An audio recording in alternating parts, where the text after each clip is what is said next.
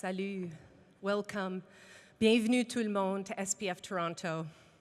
Thank you for joining us for the 9th Annual Sustainable Production Forum. I'm Melanie Windle, Executive Director of the Sustainable Entertainment Society.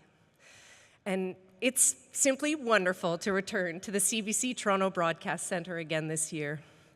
Today we explore arts and science, sustainability and decarbonization, connection, and most importantly, hope. Before we begin, I'd like to acknowledge that the land we're on is the dish with one spoon territory, the traditional land of the Mississaugas of the Credit, the Anishinaabe, the Chippewa, the Haudenosaunee, and the Wendat peoples. Today it's home to many diverse First Nations, Inuit, and Métis communities. We are privileged to live, work, and gather here as allies in the fight against climate change. We honor the Indigenous peoples who have safeguarded this land for generations. We have an incredible lineup today, and I'd like to thank our lead partners, Green Spark Group, CBC Radio-Canada, Telefilm Canada, Real Green and Creative BC, Directors Guild of Canada National, and Ontario Green Screen. Now, let us begin with a traditional welcoming from Elder Amy Desjarlais.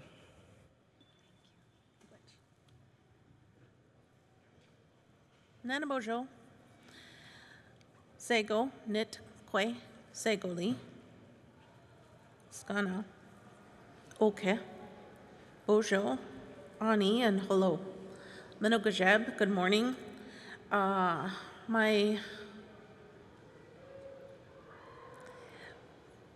My English name is Amy Desjarlais. My spirit name is Waabaakaakakzhe, zhaashkeezhgokwe. I come from Wasauksing First Nation, Wasauksing and Donjba. My clan is the Beaver Clan, Amikadodem. I'm Ojibway, Potowotomi, and Anishinaabe. I'm really humbled constantly when I'm asked to do this work of welcoming and opening. I was gifted a sama, so in our language, Anishinaabemowin, tobacco, the name for tobacco is asama. And it's one of our 4 sacred medicines. And this is the medicine that comes before everything else. It's the one that our people, Anishinaabe, use to acknowledge and recognize someone's gifts and abilities, their knowledge, their wisdom. It's the medicine that we use when we harvest. Because when we look at the world, we don't see just things. We don't see just plants. We don't see just water. We see relatives. In my short introduction to the teachings, because I didn't grow up with this knowledge in my family, it was suppressed and we were disconnected for a really long time. And so in my lifetime, learning and being able to find elders that carry this knowledge is a gift. And so those old people talked about this medicine and shared stories about this medicine. And the idea of gentleness was always part of those stories. Gentleness in the way that it grows, but also gentleness in the way that you engage with it, this medicine. And I gifted the teaching of this tobacco to one of your colleagues. And it's one of the first things that I do when I'm asked to do this work, because it's really important. And so I'm going to share that teaching with you today, this morning, the tobacco teaching, Asema, and how you work with her. So Sema in our teachings comes first because it's the medicine that we use to activate all other requests, all other medicines. When we harvest medicine, we take the tobacco and we speak to the spirit of that plant, the energy of that plant. Because that plant doesn't grow in isolation, it needs the sun and the water and just the right portions, just the right balance to grow in. When we harvest the medicines, we ask humbly for the help that this medicine offers. We go there and we ask humbly to that medicine for help. Help to pray, help to live a good life, whatever it is that we need, and that we know exactly what we are asking of this medicine. Because that's their life that you're taking, that life of that plant. And so you have to know exactly what it is that you're going to do with that life. It's a basic respect, right? And so this tobacco teaching is really important. And it was given freely to me, but it's a responsibility. And I offer this as a teachable moment for all of you to understand and pick up that responsibility, to know how to respectfully ask an Indigenous person in this region how to come and share their knowledge with you. So it's your responsibility now to understand this teaching and to know it, and then to be able to carry it out. So a sama is also used as like a contract. I shared this story about back in the day, before there were scrolls or pens or paper. Anishinaabe had to walk our talk, right? So we had to, when we're making agreements, you come to me and you say, we'll meet over here on the third moon of the creation, on the full moon. I had to be there, right? If I accept that tobacco to do this work, I had to be there. If I didn't show up, it showed my unreliability, that I couldn't be trusted to follow up on my word. And so it's really important to me that I come and I was gifted this tobacco and now I'm carrying out that obligation, right? It's our contract. So miigwech for offering this beautiful medicine for my being here and offering these words and that teaching today. It's really important to know exactly the traditions of the people that live here, to understand the reasons that we do them, so that you can carry that out in your own lives as part of being a treaty partner, a good treaty partner in these areas. I have a short time, but I wanted to offer that teaching for you today. And so that one is yours to carry now, to know it, to understand it, to share it with other people, so that it makes my life a little bit easier. I don't have to keep sharing that basic teaching, right? Many hands make light work and all that stuff. And so I'm so grateful to the organizers for this beautiful medicine. Now I can make even more prayers and requests of creation. I have with me a little bit of nibe, water. Talking about sustainability, it's really important to have those beings with us when we're talking about them, right? The water and elements of the land, because those are the ones that sustain us. Without clean water, without the plants and animals, human life would cease to be here. I think in a lot of ways, we've told ourselves some fiction. We told ourselves that we're at the top of the food chain. We told ourselves that the world kind of revolves around us, but it doesn't. If humans cease to be here tomorrow, the earth will be fine. The animals and the plants and the medicines and the trees, they all know how to work in harmony. They all know how to live responsibly with one another. It's human beings that don't know how to work with them. It's human beings that don't know they're part of creation, not the be-all and end-all. So get to know these medicines from that heart place. Understand that things in creation have spirit, have an energy, have a life.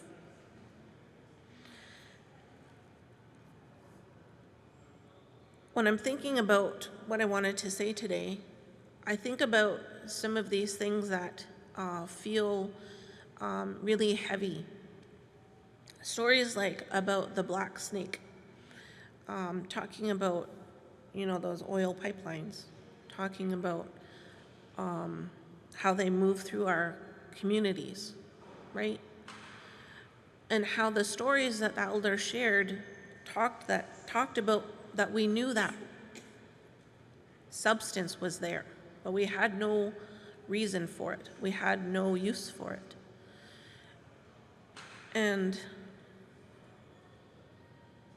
the stories talk about that it was to be left in the ground because the ones who walked here before us left that behind. And that it was to be left in the ground because things would shift. And we're seeing that shift now, right? The days are getting hotter, storms are getting bigger and more powerful.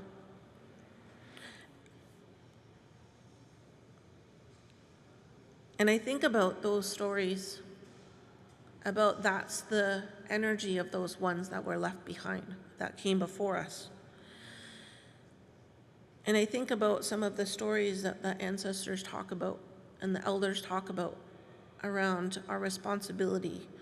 Our responsibilities to the water, to maintain clean, fresh water. And the conversations this week about the convenience of our human lives. It's convenient to take a car down the street instead of waiting half an hour for the bus. That's pretty convenient. I mean, I won't lie. But when we talk about sustainability, we're not talking about our own convenience and inconvenience. We're talking about that humility, the humility to know that we're part of creation.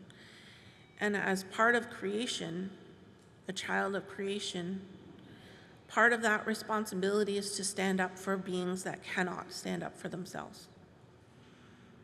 And one of the beautiful quotes that stick in my head is that responsibility of non-interference.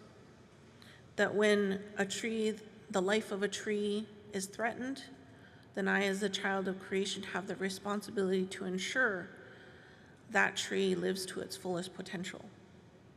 That's the way our people think.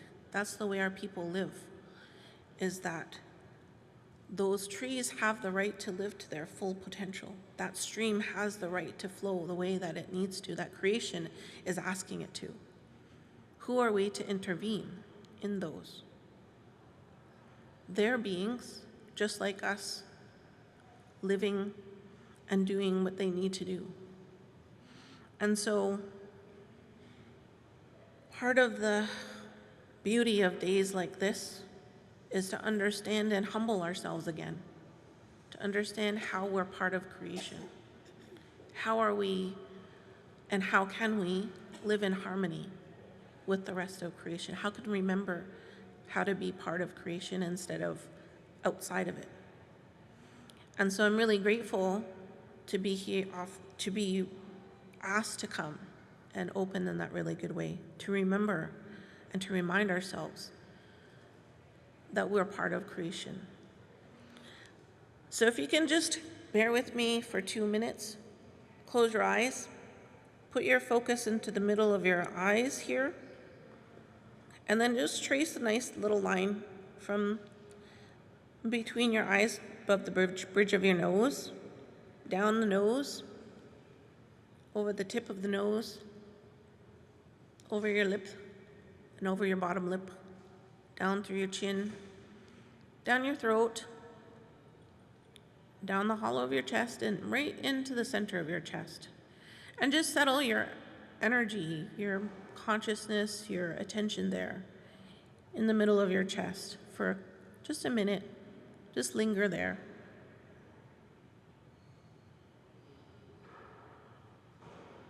And know that this journey that you're taking, that you've just taken with me in the last few seconds, is probably one of the longest journeys you'll ever take. It's the journey from your mind, your head, to your heart. And so we're going to settle in our heart, and we're going to take a few deep breaths. I'm really excited about today. I'm going to meet lots of new people. I'm going to learn how to be a good human being.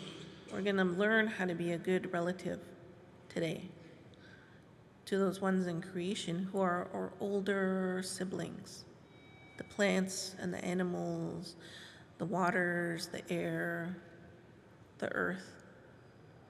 We're going to offer our greetings and gratitude and thanks to all of those beings in creation who are doing exactly what creation has asked of them. I'm going to send that gratitude out. And when you're ready, you're going to open your eyes. And so that is the energy that we're working with, our true selves, our heart. And if you center in your heart and you lead with your heart, I don't think we'll ever go wrong, right? So I want to end now with a song. This song is for grandfather, son, grandparent, son, for the work that they do. I wish you good deliberations in your day today. I hope that you make lots of new friends and do lots of really good work and set the attention for the things that you want to create or the things that you want to leave behind.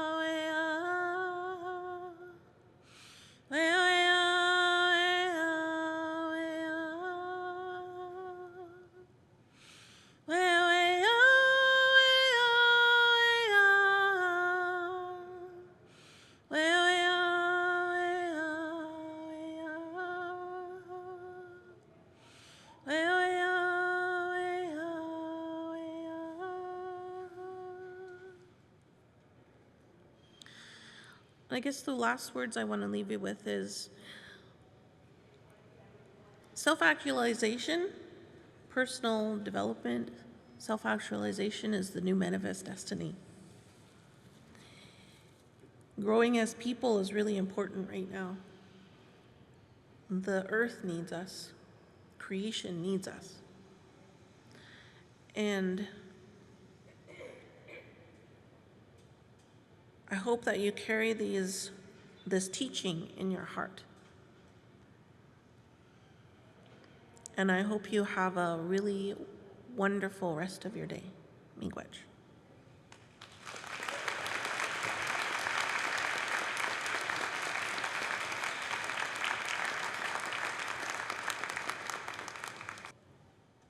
Thank you, Amy. I'm deeply grateful that Amy could be here with us today to start us off on this beautiful note, and I will take those teachings deep into my heart. Now it is with great pleasure that I'd like to invite Nadia George to the stage. She hosted our first event here in Toronto in 2022, and we are thrilled she can return and spend a whole day with us. So please join me in welcoming your host, environmental justice and mental health advocate, actor, and on-set therapist, Nadia George.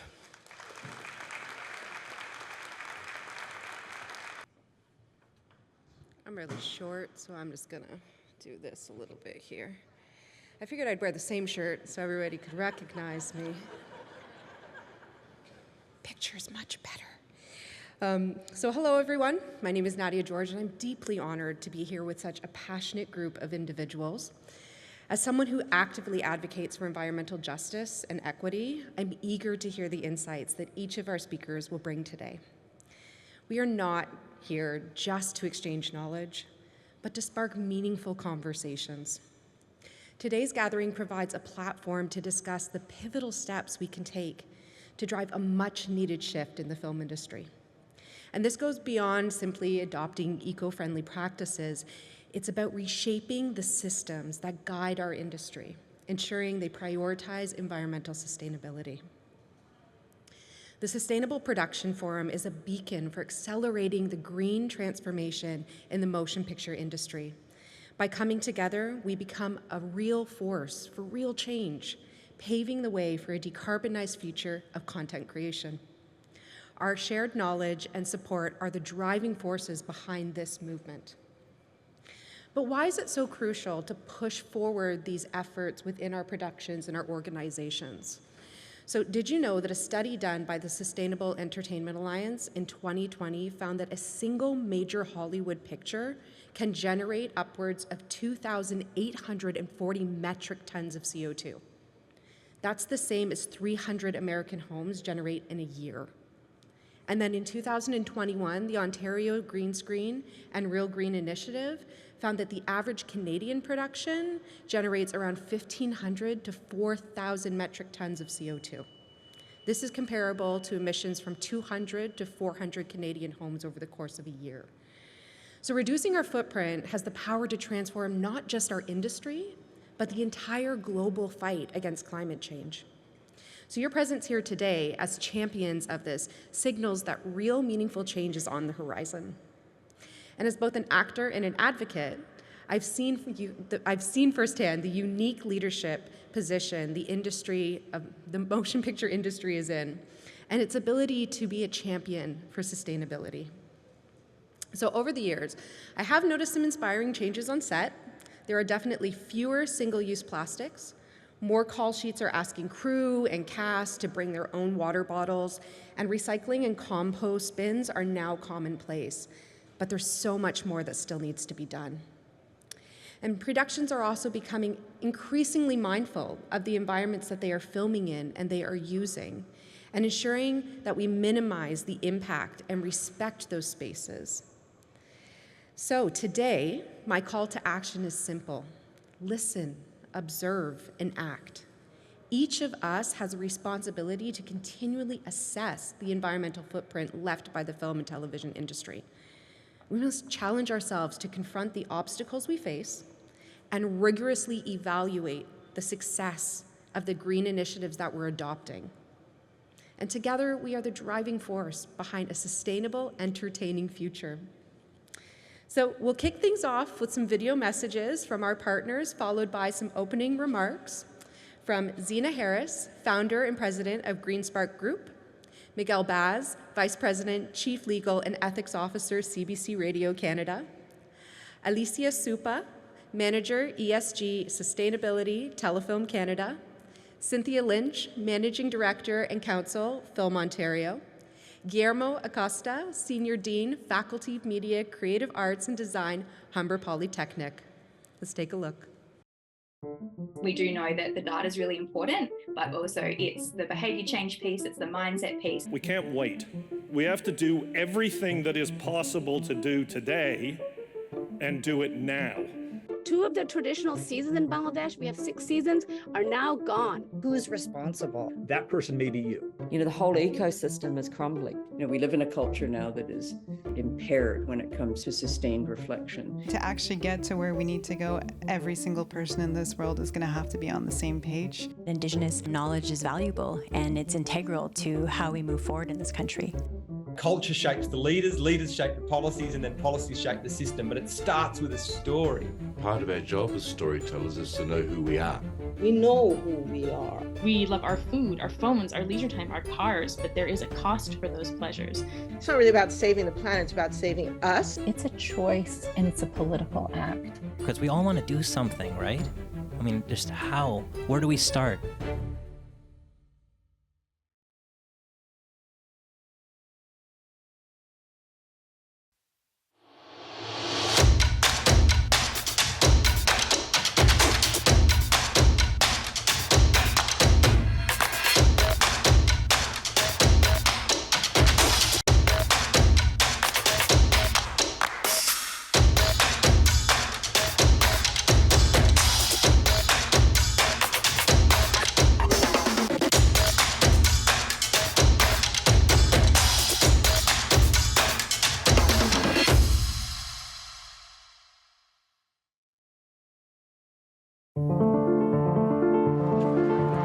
It's our job at CBC Radio-Canada to report on what we, as Canadians, care about.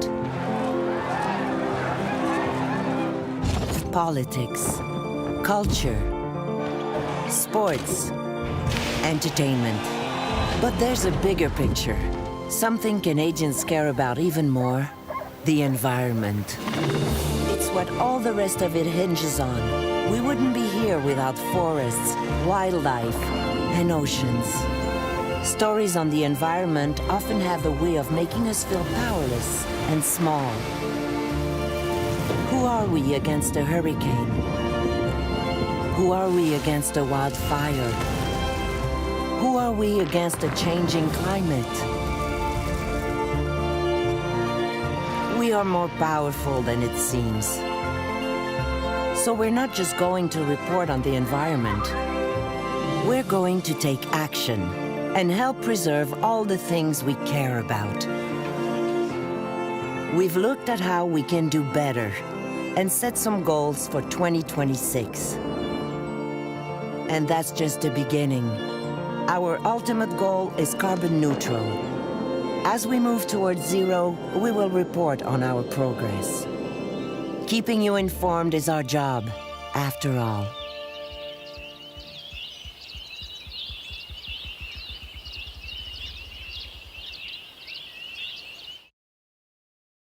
Telefilm Canada champions independent storytelling in Canada that is sustainable and inclusive.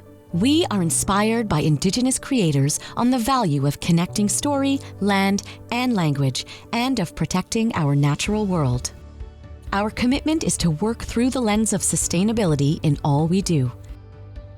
As an investor, a promoter, a financial administrator, and as an employer, we will make positive change and reduce our impact by encouraging knowledge sharing, working in partnership with the industry to implement best practices, establishing science-based targets, and measuring our carbon footprint.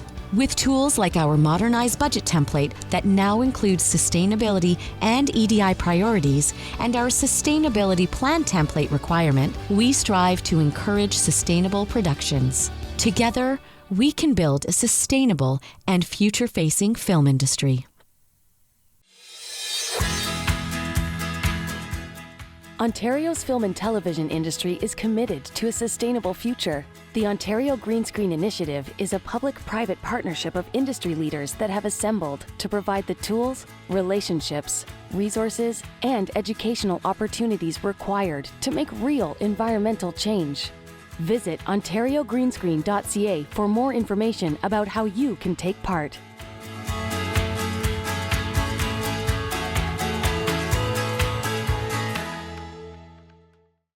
How can we rethink the film industry? Food and waste are the largest sources of the film industry's carbon footprint after generators and transportation fuel. At Rethink Resource, we specialize in providing net zero waste diversion by meticulously sorting, tracking, quantifying, and offsetting the emissions impact of every kilogram of waste we collect. We provide film industry waste diversion solutions, including construction waste bins, location and studio pickups, receptacles, custom signage and bags, and hand-sorted waste to maximize diversion at every step. We've diverted 5.5 million kilograms, or 84% of all waste we've ever collected from landfill. And we're not stopping there. By March 2025, we'll be net zero emissions, and we'll have a 100% electric fleet by 2028. Our collaboration with Producers for the Planet marks a pivotal step in driving real change in the film and TV industry.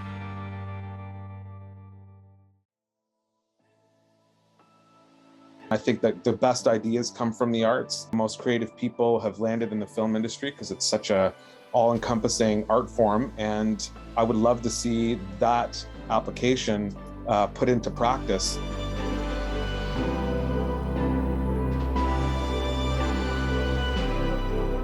Forwarding the sustainable narrative just through the everyday things that the characters are doing on screen, with the way that they're drinking water, the way that they're driving their cars.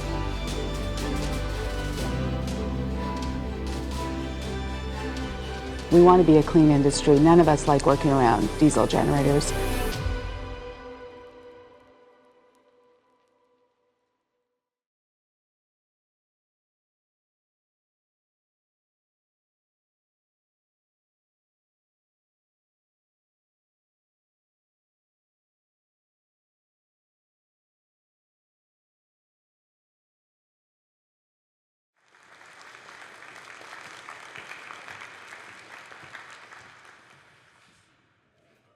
Hi, everyone. My name is Zena Harris. I'm the president of Greenspire Group and the founder of the Sustainable Production Forum.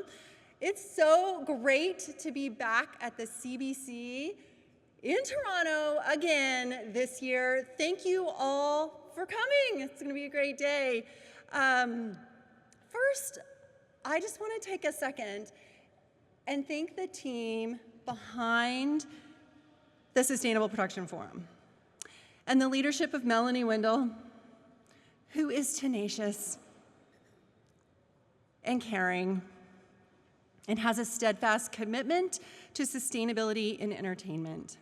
Without a team of dedicated people, events and productions like this do not happen. So thank you all, Team SPF, and thank you all for your hard work. We really appreciate it.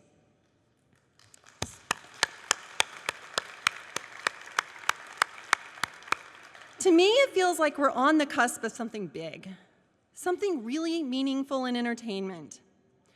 There's a palpable sense of awareness. There is a focus on sustainability, both behind the scenes and on screen. And many more people are devoted to solutions. With more awareness comes more responsibility. It is no longer the case that we start production and not have something to say about sustainable practices. Those productions that do not prioritize sustainable practices are becoming more of the exception because crew are more aware. And those above the line are stepping into their sustainability leadership. And because we have many more examples highlighted by broadcasters, studios, streamers, and industry organizations, it is now more commonplace to talk about sustainable production behind the scenes and in climate storytelling, that which appears on screen.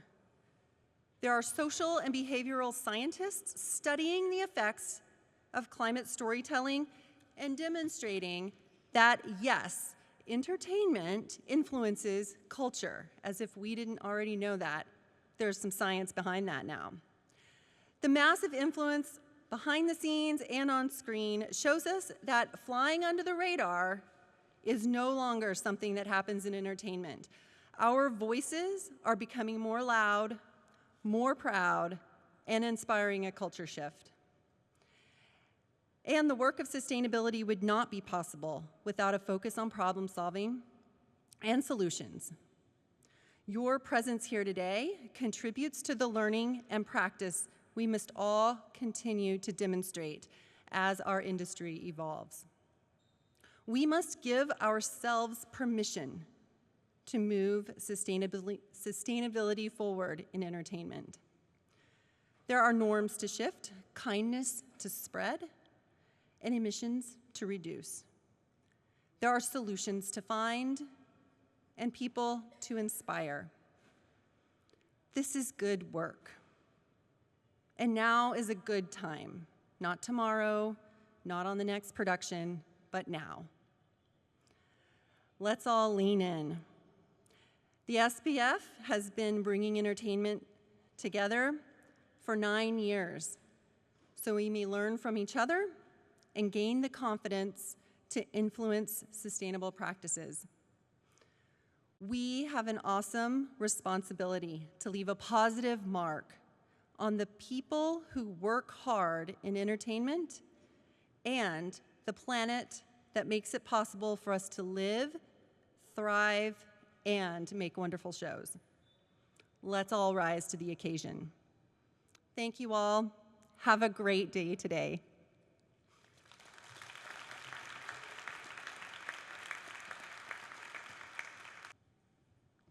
Good morning, everyone. My name is Miguel Baz, and I am Chief Legal and Ethics Officer for CBC Radio-Canada. And on behalf of the organization, I'd like to welcome you to our building and to the Sustainable Production Forum. It's really great to see so many faces here interested by sustainability in the production industry. Thank you so much for those opening words. They were really kind and thoughtful and so appreciated. So I want to talk to you a little bit about sustainability at CBC Radio-Canada. I won't go into all details because you'll hear a lot about it throughout the day. Many of the people that make sustainability live within our organizations are here today, and many of them will present to you. But our efforts are really anchored in our strategy, greening our story. You heard about it and you saw it in the video. It's both inward looking, so what do we do as an organization? How can we improve? How can we change as an organization? How can we get better, more sustainable? But also outwards looking. How can we work with our partners? How can we work with our stakeholders to bring them along the journey, to make them progress so they can challenge us as well in us getting better? So it aims at touching everything that we do throughout the organization. I can tell you one thing, it is not easy work. The people that do it and that are here and those that are not here do extremely important work, sometimes in difficult circumstances, and progress is not instantaneous. We'd all like to have a magic wand and everything is fixed immediately. That's not how it happens, and you know about it. You live it in your daily lives. So it doesn't mean that we should not work. It doesn't mean we should not have ambitious goals. It means we need to put the work and do the efforts and put the resources behind it. So we at CBC Radio-Canada are committed to it, but we need you. We need our partners. We need actually, seeing so many people today is heartwarming because it shows that the industry cares about sustainability, and it shows that we are not alone in our journey. And I can tell you from CBC Radio-Canada's perspective, you are not alone in your journey either. Come to us, sit with us, dialogue with us. My call to action to you is come to challenge us and come to talk with us, and we'll be there to listen. So with this, I hope you have a great day in our beautiful Toronto Broadcast Center. I hope the discussion is both enlightening, entertaining, but also challenging. And I wish you a great day, and I'll see you later.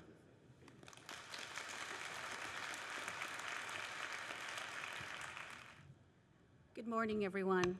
I'm Elisa Suppa, Manager Sustainability and ESG at Telefilm Canada, and I'm really happy to be here. I think, as you know, as Nadia said, SPF is really the forum in Canada that focuses on sustainability in our industry. It's the place that advances knowledge sharing and really highlights the ways what we need to do to reduce our environmental footprint and ensure that we must do it inclusively and respectfully. Telefilm has been a proud signature partner since 2021, and we can all see from the forum's evolving agenda that it's an expanded scope of discourse, and it includes different challenges that are developing that we really need to address. And I think you all know we benefit from the opportunity to listen and learn from one another. So thank you again to Melanie and her team. This year, Telefilm launched the second phase of its sustainability plan. And our plan covers basically, as you saw from our reel, all the facets of how Telefilm works and where we work and where we do business. So we're looking at how we behave as a responsible investor. We're looking at our behavior in terms of promoting Canadian and Indigenous cinema. And we're looking at our role as a financial administrator and, of course, as an employer across our 4 offices. Telefilm's goal is to bring Canadian creativity to audiences, and we know we need to do so responsibly and ensure we have a healthy and competitive future.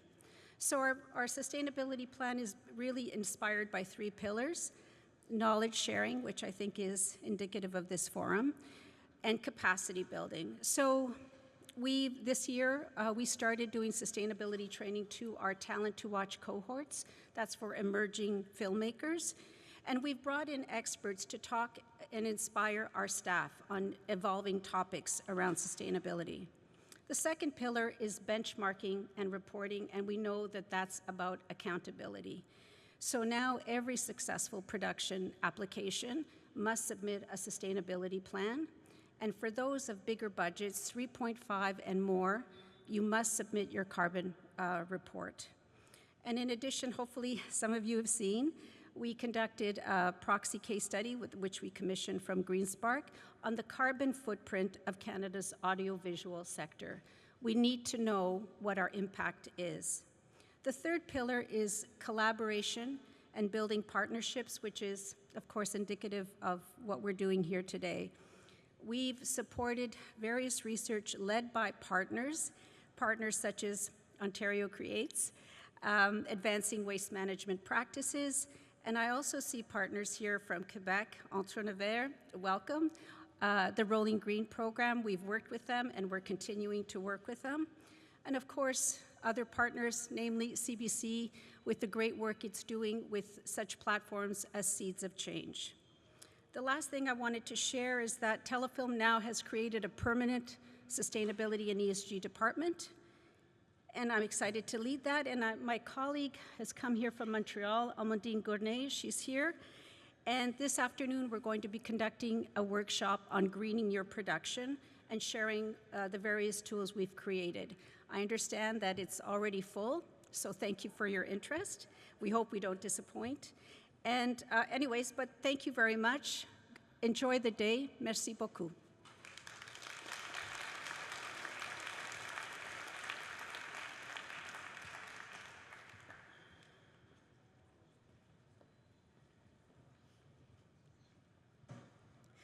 Thank you, Elisa, and thank you to Amy for that wonderful lesson this morning that you shared with all of us. I'm delighted to be here this morning to welcome you all to the 2024 Sustainable Production Forum in Toronto. I'm Cynthia Lynch, Managing Director and Counsel at FilmOntario, a not-for-profit industry association that advocates on behalf of and promotes Ontario's screen-based industries.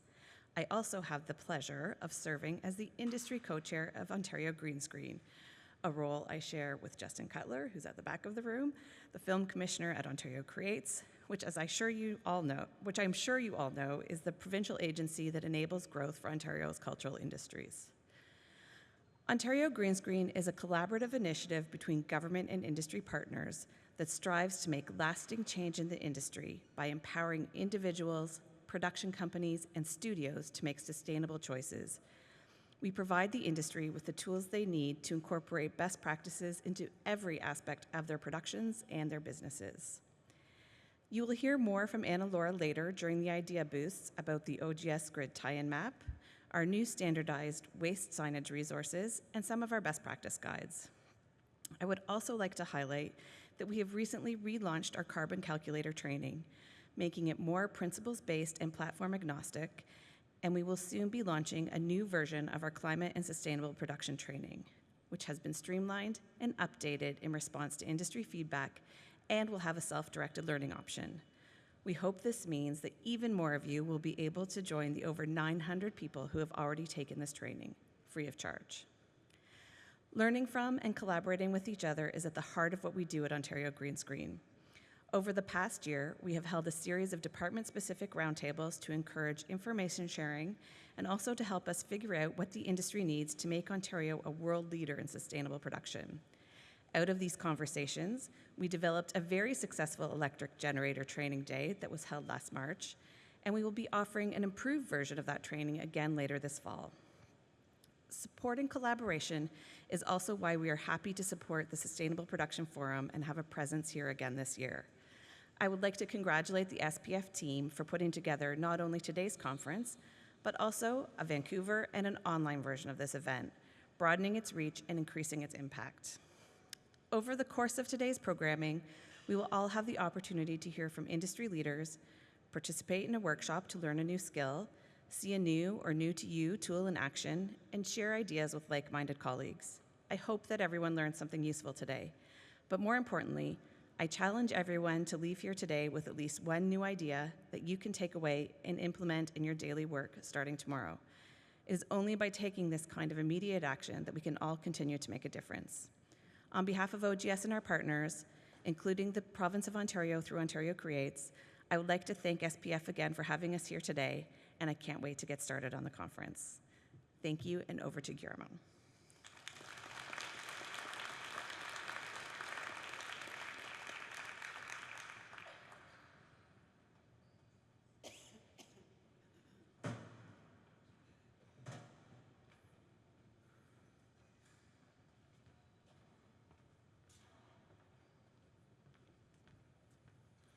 Good morning, everybody.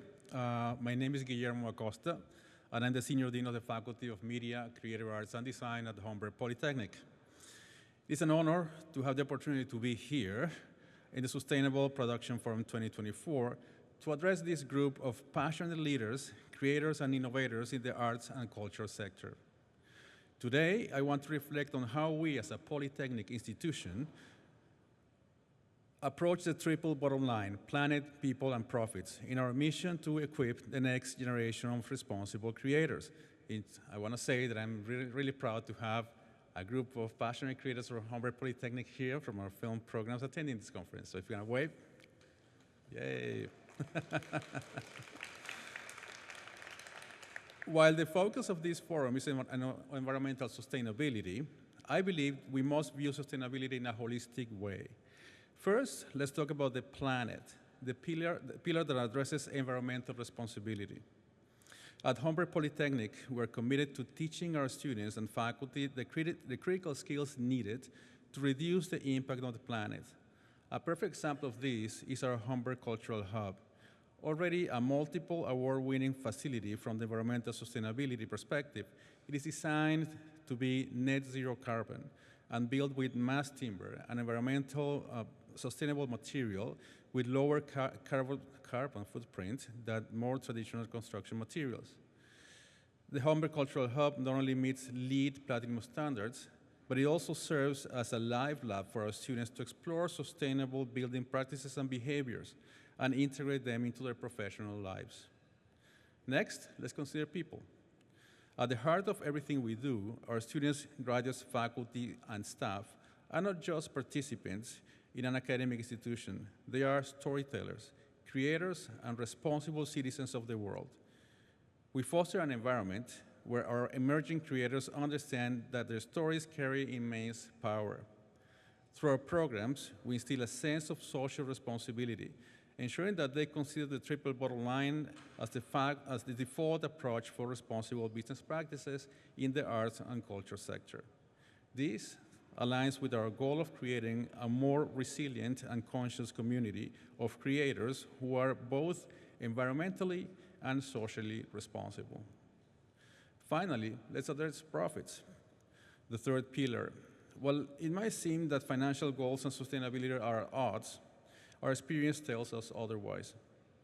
Fiscally responsible practices are embedded in the design and operation of the Humber Cultural Hub. By adopting efficient energy use, including geothermal systems, green roofs, and solar panels, and creating a high-performance, sustainable infrastructure, we ensure that our approach to sustainability is not only beneficial for the environment, but also cost-effective in the long run. Our vision for the Humber Cultural Hub goes beyond building a space. It is about building a community, a place where innovation thrives, where creative industries meet sustainability, and where future leadership prepares to take on the challenges of a changing world. In conclusion, in the Faculty of Media, Creative Arts and Design, the triple bottom line is more than a framework. It is a guiding principle for us. As we continue to grow and evolve as an institution, our commitment to planet, people, and profits will shape not just how we operate, but how our students contribute to society as responsible, conscious creators. So thank you for the opportunity to convey this message, and let's work together to create a more sustainable future for arts and culture. Thank you very much.